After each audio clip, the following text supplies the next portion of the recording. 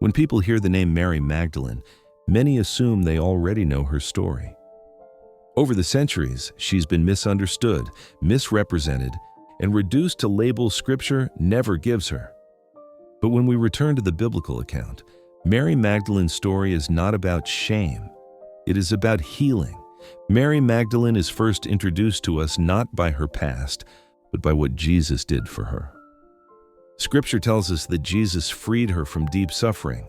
Her life was restored not through distance or judgment, but through compassion and presence. Mary did not follow Jesus because she was curious. She followed him because her life had been changed. She stayed close. When many turned away, Mary remained.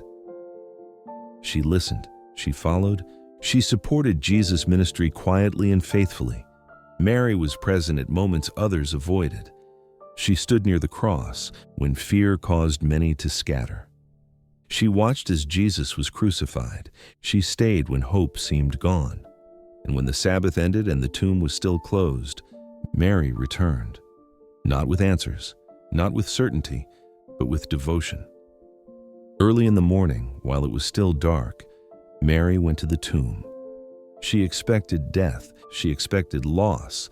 What she did not expect was resurrection.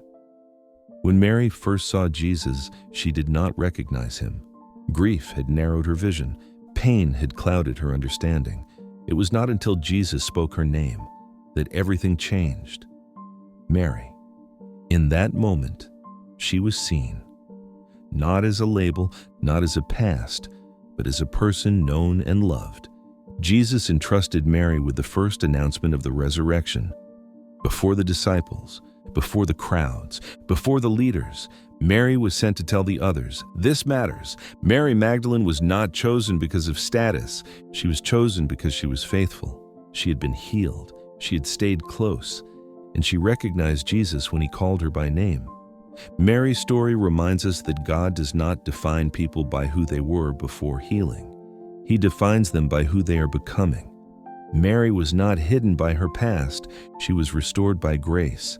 Her life still speaks today because many people live where Mary lived, defined by what others assume, known more for rumors than truth, carrying wounds they did not choose. Mary Magdalene's story offers this reassurance. You are not the worst thing that happened to you.